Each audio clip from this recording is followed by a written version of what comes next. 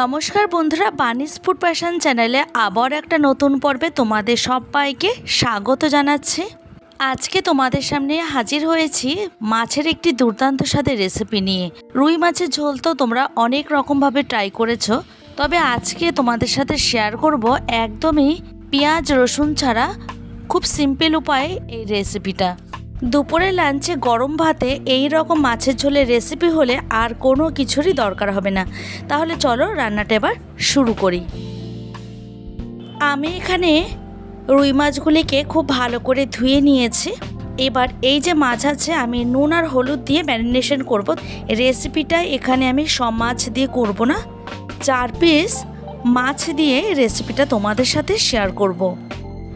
পরিমাণ মতো নুন দিয়ে দিচ্ছি, এরপর হলুদ দিয়ে দেব পরিমাণ মতো। নুন আর হলুদ দিয়ে মাছগুলিকে মেখে আমি অন্তত 10 মিনিটের জন্য ঢেকে রেখে দেব। এতে মাছগুলি খুব সহজে সফট হয়ে যাবে। অন্যদিকে মাছের রেসিপিটা করার জন্য আমি এখানে 2টো বেগুন নিয়েছি। বেগুনের বোটাটাকে ভালো করে কেটে নেওয়ার পর ঠিক এইভাবে মাছ বরাবর কেটে নেব। মাছের অনুপাত বুঝেই বেগুনটাকে ব্যবহার করতে হবে।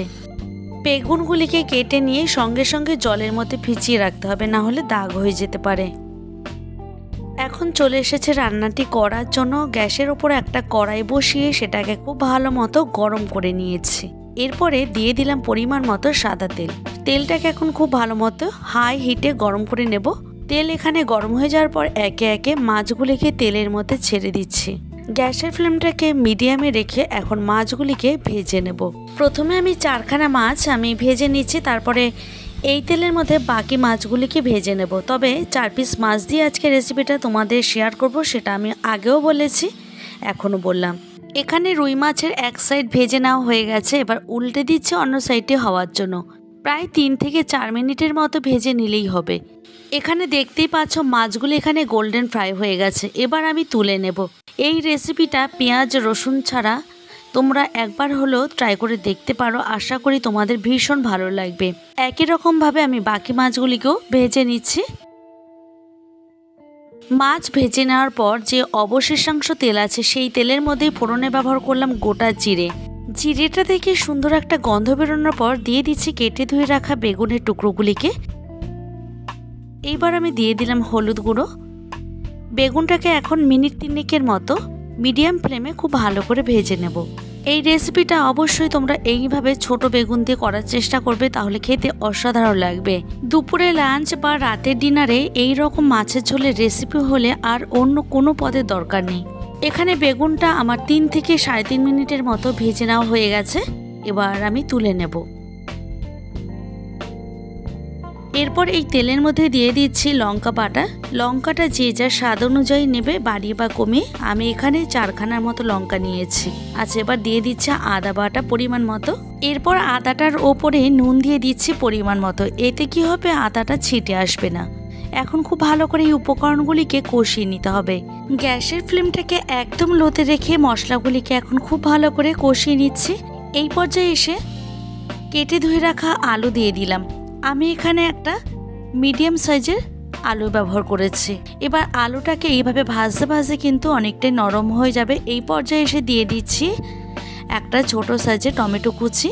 টমেটোটাকে এইভাবে ভালো করে কষিয়ে নিতে হবে। এতে কি হবে, টমেটোটা খুব সহজে গলে যাবে। দিয়ে দিচ্ছি জিরের গুঁড়ো 1 টিস্পুনের মতো। ধনে গুঁড়ো দিয়ে দিচ্ছি 1/2 টিস্পুন। হলুদ গুঁড়ো আরও কিছুটা ব্যবহার করলাম। কালারের জন্য কাশ্মীরি রেড চিলি পাউডার ব্যবহার করছি।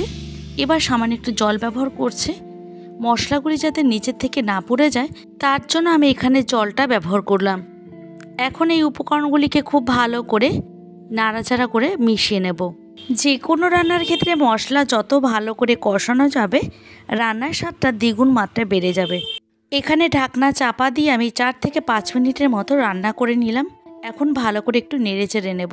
এখানে মশলাগুলি দেখো খুব ভালো মতো টেনে গেছে। এখন খুব ভালো করে একটা খুন্তির সাহায্যে এইভাবে নেড়ে চেড়ে নেব। এখানে তেলের ব্যবহারটা তোমরা তোমাদের পছন্দ অনুযায়ী বাড়িয়ে বা কমিয়ে রাখতে পারো। আমি সবসময় চেষ্টা করি রান্নাতে কম তেল মশলা ব্যবহার করার। আমার এই রেসিপিগুলি যদি তোমাদের ভালো লেগে থাকে তাহলে ভিডিওটিকে স্কিপ না করে পুরো ভিডিওটি দেখার অনুরোধ রইল। এখানে মশলাটা থেকে তেলটা রিলিজ হতে শুরু করেছে। এই পর্যায়ে এসে দিয়ে দিচ্ছি পরিমাণ মতো জল। জলটা তোমরা তোমাদের পছন্দ অনুযায়ী বেশি বা কম করে নিতে পারো। এখন গ্যাসের ফ্লেমটাকে একদম হাইতে দিয়ে আমি রান্না করে নেব, যেহেতু আলুটা সেদ্ধ হয়ে গেছে অলরেডি অনেকটাই। এছাড়া বেগুন তো আগে থেকেই ভেজে রেখেছি। এখন লিডটা চাপা দিয়ে 4 থেকে 5 মিনিট ওয়েট করব। 5 মিনিট পর ফিরে এসে লিডটাকে সরিয়ে নিলাম। গ্রেভি তো এখানে খুব ভালো মতো ফুটে উঠেছে। এখন আমি ভেজে রাখা রুই মাছগুলিকে এর মধ্যে দিয়ে দেব। ওপর থেকে ভেজে রাখা বেগুনের টুকরোগুলিকেও দিয়ে দিচ্ছি। বেগুনটা আগে দেব না, তাহলে একদমই গলে যাবে, তাই আমি একদম শেষে ব্যবহার করলাম।